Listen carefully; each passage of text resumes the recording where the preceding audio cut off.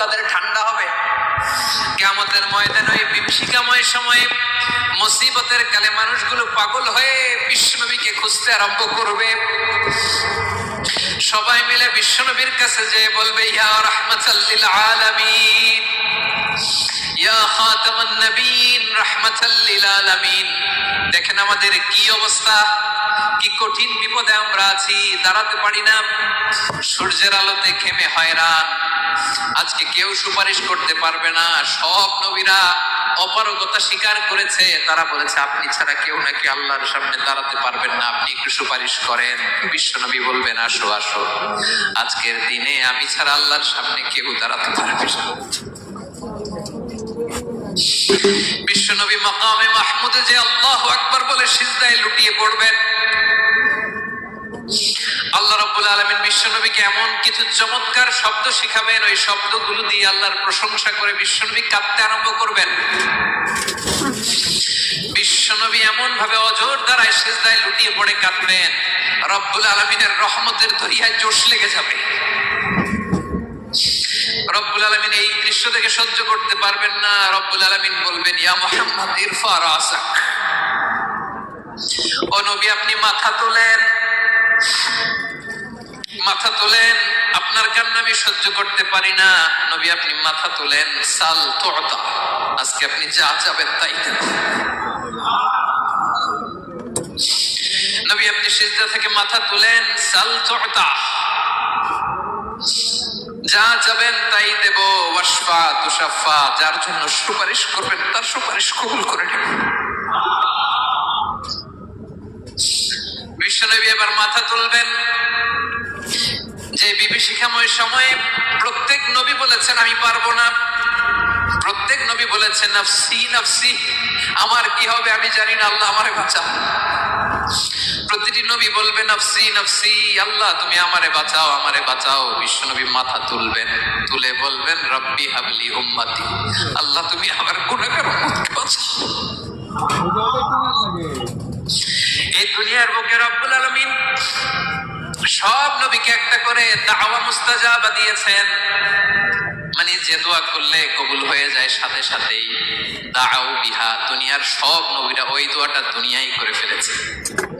সব নবীকে আল্লাহ একটা করে দোয়া দিয়েছেন, নবী দোয়া করলেই কবুল। সব নবীরা ওই দোয়া করে ফেলেছে দুনিয়াতে। বিশ্বনবী বলেন আমি করি নাই।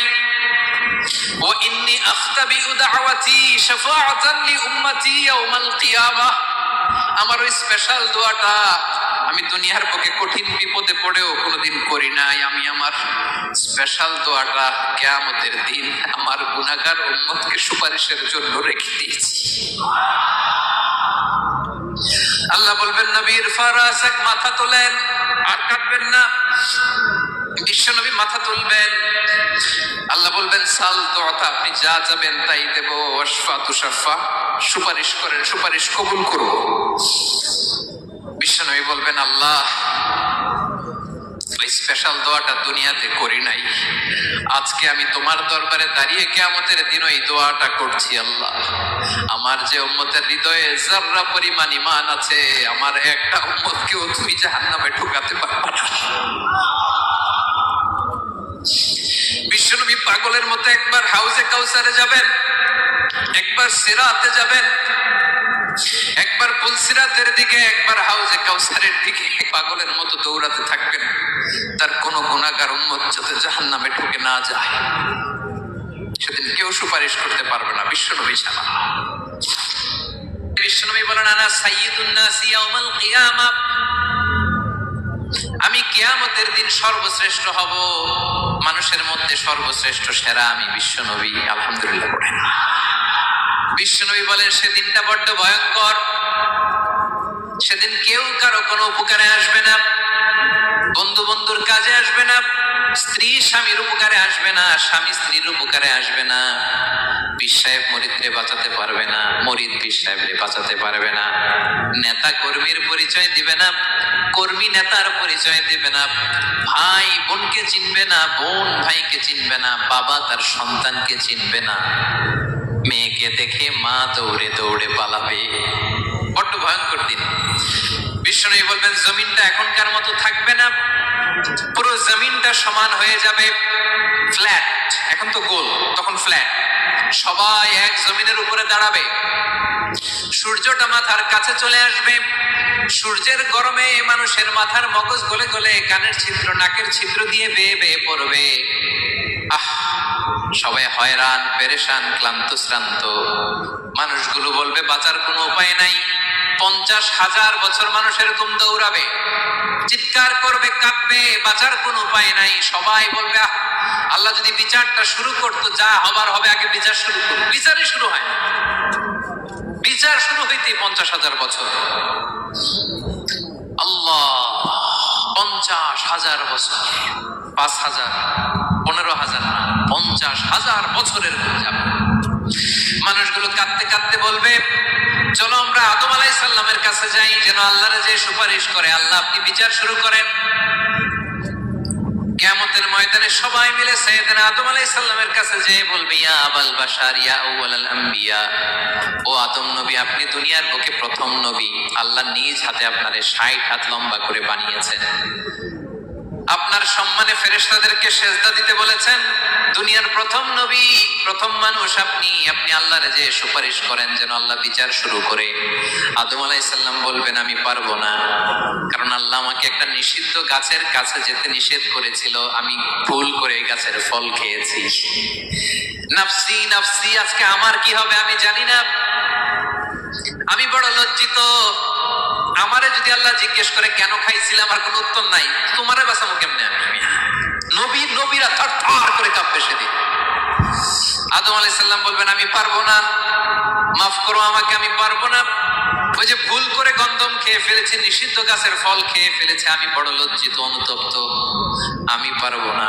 আজকে আল্লাহ এত রাগান্বিত হয়েছে, আগে কখনো আল্লাহ এত রাগান্বিত হয় নাই, ভবিষ্যতে আল্লাহ কখনো এত রাগান্বিত হবে না। আমি পারবো না, এক কাজ করো, তোমরা নূহ আলাইহিস সালামের কাছে যাও। কোন নবী? লোকেরা এবার পাগলের মতো দৌড়াতে দৌড়াতে আল্লাহর নবী নূহ আলাইহিস সালামের কাছে যেয়ে বলবে ইয়া নবী আল্লাহ নূহ, আনতা আউয়ালুর রুসুলি ফিল আরদ, আপনি জমিনে প্রথম রাসূল। আদম আলাইহিস সালাম নবী ছিলেন, রাসূল ছিলেন না। এই দুনিয়ার বুকে প্রথম রাসূল ছিলেন আল্লাহর নবী নূহ আলাইহিস সালাম। সবাই বলবে ও নবী আল্লাহ নূহ, রাসূল আল্লাহ নূহ, আল্লাহ আপনাকে আবদান শাকুরা, শুকরগুজার বান্দা বলে কোরআনে বলেছে। কোরআনে নূহ আলাইহিস সালামের নামেও সূরা আছে না নাই? আপনি আল্লাহর প্রিয় বান্দা, প্রিয় রাসূল। দেখেন আমাদের কি দশা, ঘামতে ঘামতে শেষ। জমিনটা তামার জমিন, সূর্যটা মাথার কাছে, কি করবো আর পারি না, ঘামতে ঘামতে আর কত ঘামবো, কত দাঁড়িয়ে থাকবো। আল্লাহরে যে বলেন বিচার যেন শুরু করে। নূহ আলাইহিস সালাম বলবেন আমিও পারবো না, আমিও পারবো না। আমি আমার ছেলের জন্য কথা বলে ভুল করে ফেলছি। যখন মহাপ্লাবন হবে আমি বললাম আল্লাহ আমার কলিজার টুকরা সন্তান রে বাঁচান। আল্লাহ বললেন ও নূহ, সে তোমার সন্তান না, কারণ সে ঈমান আনে নাই, সে পাহাড়ের উপর দাঁড়িয়েছে, দেখি কেমনে সে বাঁচে। ওই যে আমি একটা না বুঝে আবদার করেছি, আল্লাহ আমার উপর রেগে গিয়েছিলেন। আজকে আল্লাহ ওই ব্যাপারে যদি আমারে প্রশ্ন করে, আমার কোনো জবাব নাই, আমি পারবো না, মাফ করো। তোমরা সবাই মিলে আল্লাহর খালিল ইব্রাহিম আলাইহিস সালামের কাছে যাও। লোকগুলো পাগলের মতো খুঁজতে আরম্ভ করবে, অযুত লক্ষ নিযুত কোটি মানুষের ভিড়ে আল্লাহর খালিল ইব্রাহিমকে যে বলবে ইয়া খালিলুল্লাহ, ও আল্লাহর খালিল, আল্লাহ আপনাকে বড্ড ভালোবেসেছেন, আপনি কাবা বানিয়েছেন, আল্লাহ আপনাকে বড্ড পছন্দ করেন। দেখেন আমাদের কি অবস্থা। আপনি যে আল্লাহর কাছে সুপারিশ করেন যেন আল্লাহ আজকে বিচার শুরু করে। আল্লাহর নবী ইব্রাহিম বলবেন আমিও পারবো না, আমি আমার জীবদ্দশায় 3টা মিথ্যা বলেছি। কয়টা? আসলে মিথ্যা না, একটু টুইস্ট করে কৌশল করে কথা বলেছিলেন, ওইটাকে হাদিসে মিথ্যা বলা হয়েছে। আমি জীবনে 3টা মিথ্যা বলেছি, জীবন বাঁচানোর তাগিদে কৌশল করে 3টা কথা বলেছি। আজকের এই কঠিন ময়দানে আল্লাহ যদি ওই 3টা কথার ব্যাপারে জিজ্ঞেস করে, লজ্জায় আমি মাথা দেখাতে পারবো না, আমিও পারবো না, আমিও পারবো না। আজকে আল্লাহ এত রেগে আছে, আগে কখনো এত রাগে নাই, পরেও রাখবে না। তোমরা সবাই মিলে বনি ইসরাইলের নবী মূসা আলাইহিস সালামের কাছে যাও। সবাই এবার যাবে মূসা আলাইহিস সালামের কাছে, যে বলবে ইয়া নবী আল্লাহ মূসা, আপনি ছিলেন কালিমুল্লাহ, আল্লাহর সাথে সরাসরি কথা বলতেন, রব্বুল আলামিন আপনাকে তাওরাত কিতাব দিয়েছেন, আপনি যে একটু সুপারিশ করেন। আল্লাহর নবী মুসা বলবেন, মাফ করো, আমিও পারবো না, আমি দুনিয়ার বুকে ভুল করে একটা মানুষকে মেরে ফেলেছি। আমি মারছিলাম আদব শিক্ষা দেওয়ার জন্য এক থাপ্পড়, এই থাপ্পড়ে যে ওই লোক মরেই যাবে আমি জানতাম না। আজকে আল্লাহ যদি জিজ্ঞেস করে কেন মারলা, জবাব আছে ওই লজ্জায় আমি অনুতপ্ত, আমি পারবো না, আমার এই কথা বলো না। আজকে আল্লাহ বড্ড রেগে আছে, আমি পারবো না। তোমরা আল্লাহর নবী ঈসা আলাইহিস সালামের কাছে যাও। কিয়ামতের ময়দানে মানুষগুলো পাগল পাড়া হয়ে আল্লাহর নবী ঈসা আলাইহিস সালামের কাছে যাবে, যে বলবে, নবী ঈসা আপনি রূহুল্লাহ, বাবা ছাড়া আল্লাহ আপনাকে বানিয়েছেন, ইনজিল কিতাব দিয়েছেন, মৃত মানুষকে আপনি জীবিত করতে পারতেন। আজকের এই কঠিন বিপদের দিনে আপনি আমাদের সাহায্য করেন। আল্লাহর কাছে যে বলেন যেন বিচার শুরু করে। ঈসা আলাইহিস সালাম বলবেন, আমিও পারবো না, ইন্নী উবিদতু মিন দুনিল্লাহ, আমার উম্মত খ্রিস্টানেরা আল্লাহরে বাদ দিয়ে আমি ঈসার ইবাদত করেছে।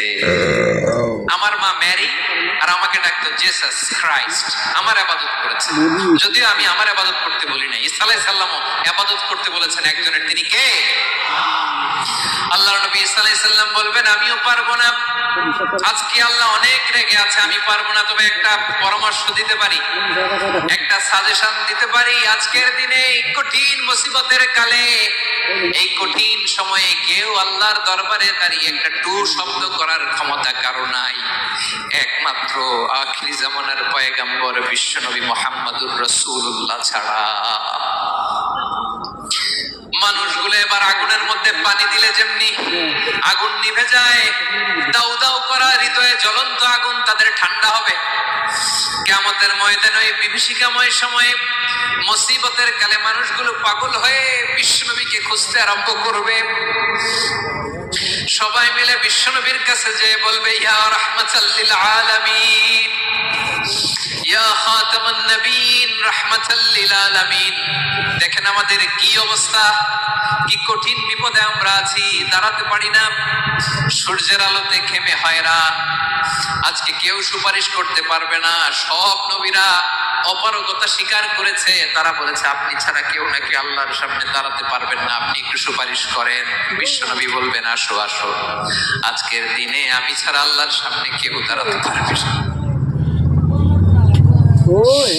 বিশ্বনবী মাকামে মাহমুদে যে আল্লাহু আকবার বলে সিজদায় লুটিয়ে পড়বেন। আল্লাহ রাব্বুল আলামিন বিশ্বনবীকে এমন কিছু চমৎকার শব্দ শিখাবেন, ওই শব্দগুলো দিয়ে আল্লাহর প্রশংসা করে বিশ্বনবী কাঁদতে আরম্ভ করবেন। বিশ্বনবী এমন ভাবে অজর দ্বারায় সিজদায় লুটিয়ে পড়ে কাঁদবেন, রব্বুল আলামিনের রহমতের দরিয়ায় জোশ লেগে যাবে। রব্বুল আলামিন এই দৃশ্য থেকে সহ্য করতে পারবেন না। রব্বুল আলামিন বলবেন, ইয়া মুহাম্মদ ইরফা রাসাক, ও নবী আপনি মাথা তোলেন।